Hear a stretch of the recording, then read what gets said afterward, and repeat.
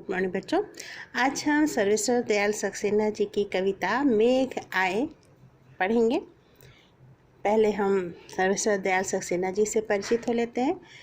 सर्वेश्वर दयाल सक्सेना जी नई कविता के विख्यात कवि के रूप में जाने जाते हैं।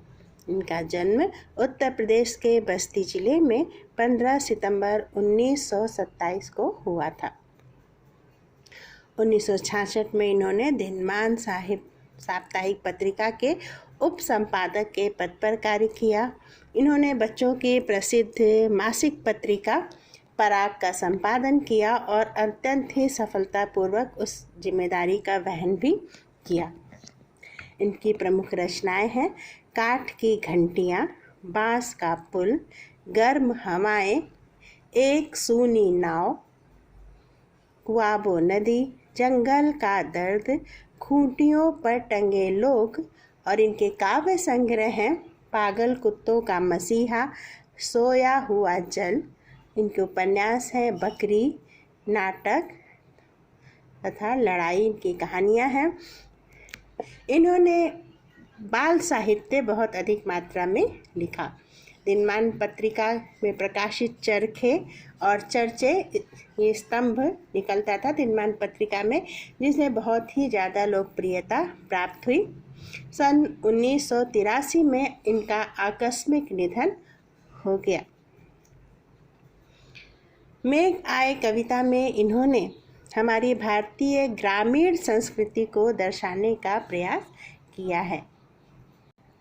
हमारी ग्रामीण संस्कृति में किस प्रकार से गांव में आया हुआ कोई मेहमान पूरे गांव का मेहमान बन जाता है, सभी उसके स्वागत के लिए उत्सुक हो जाते हैं और उसे देखने का कौतूहल किस तरह से लोगों के मन में रहता है, ये सारी चीज़ें उन्होंने बादलों के माध्यम से दर्शाई हैं।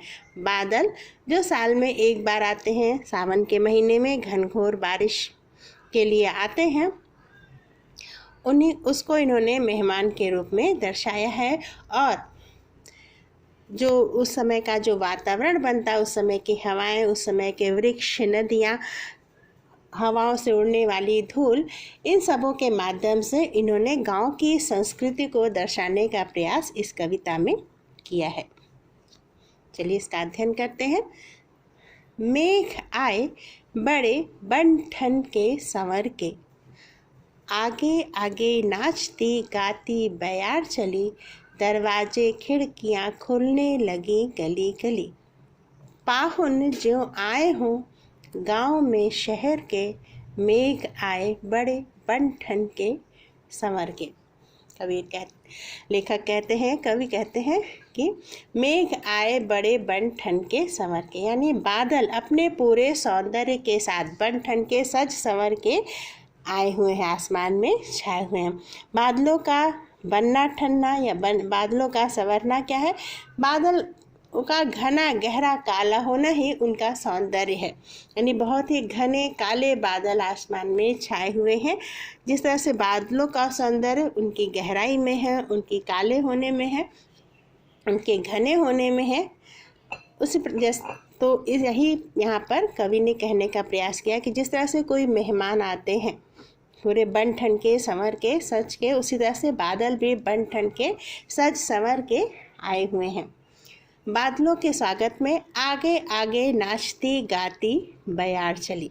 जब बादल छाते हैं आसमान में, हवाएं चलने लगती हैं, तो उस हवाओं के लिए कवि ने ये कल्पना की है कि जब आते हैं पाहुन अपनी पत्नी को विदा कराने के लिए, अगर कोई गांव में मेहमान आता है तो उसके साथ कई लोग बाराती भी आते हैं। तो जो बादलों के आने पे जो हवाएं चल रही हैं, वो क्या है? वो बाराती में आए हुए लोग हैं जो साथ में नाचते गाते, बादलों के साथ में नाचते गाते हुए चल रहे हैं। हवा का चलना उनकी तरफ संकेत करता है जो मेहमान के साथ लोग आते हैं और साथ में आगे आगे नाचते गाते उनके स्वागत में चलते हैं।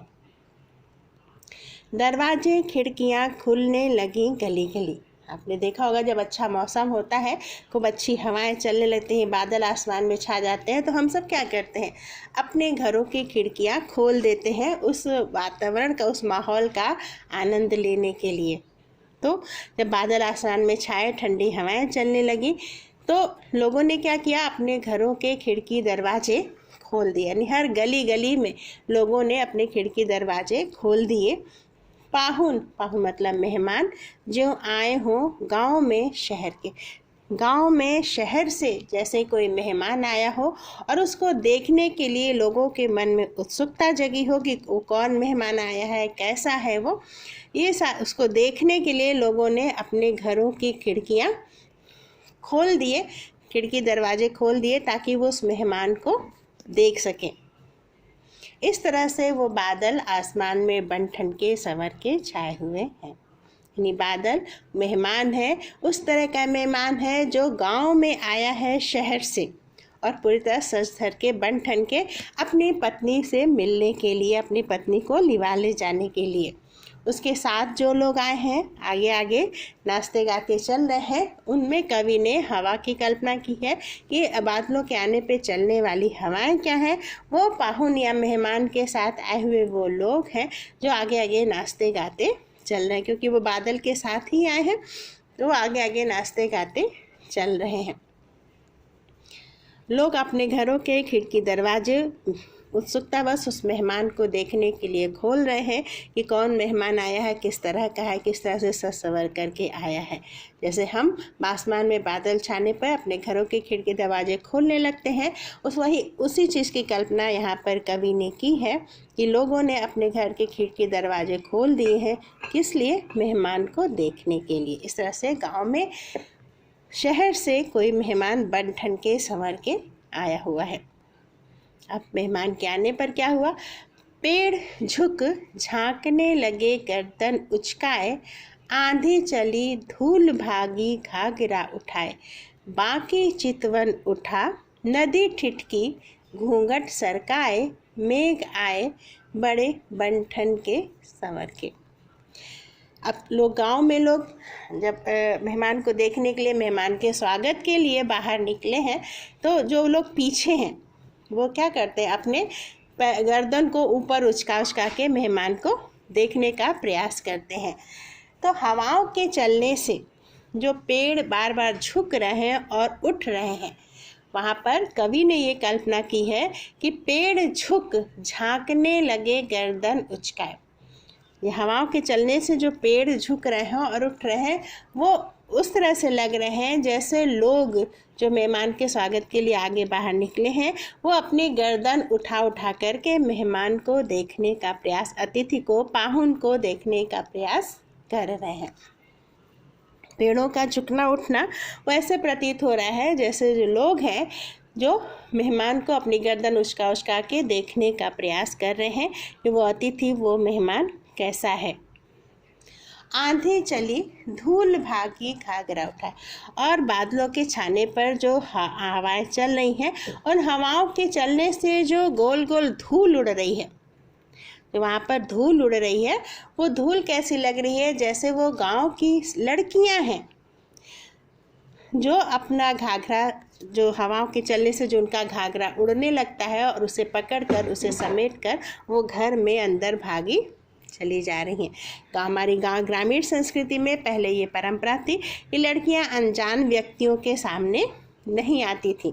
अनजान व्यक्ति अगर गांव में आते थे तो वे जो है अपने घरों में चली जाती थी।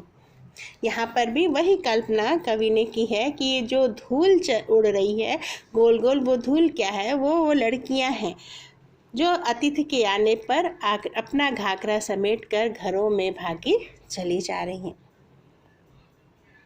बाकी चितवन उठा नदी ठिठकी घूंघट सरकाए, और नदी की जो लहरें हैं, जो रुक रुक करके नदी की लहरें चल रही हैं, वो कैसी लग रही हैं, वो उन स्त्रियों के समान लग रही हैं जो बाहर काम कर रही थीं और अतिथि के आने पर, मेहमान के आने पर तिरछी नज़र से अपना घूंघट हटा करके मेहमान को देखने का प्रयास कर रही हैं।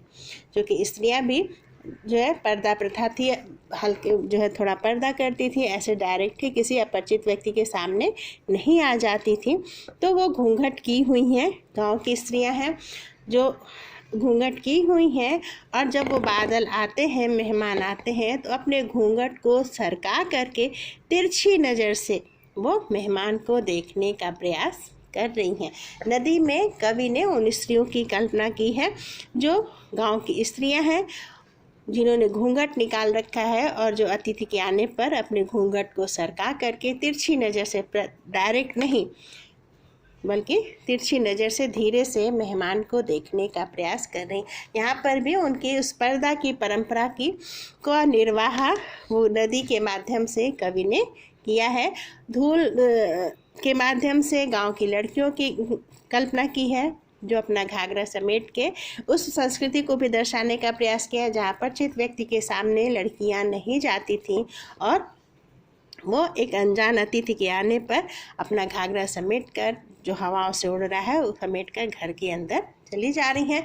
नदी भी स्त्रियां हैं जो पर्दे में रहती हैं, जिन्होंने घूंघट निकाल रखा है और वो अतिथि को देखने के लिए अपने घूंघट को थोड़ा सरका करके तिरछी नज़र से मेहमान को देख रही हैं।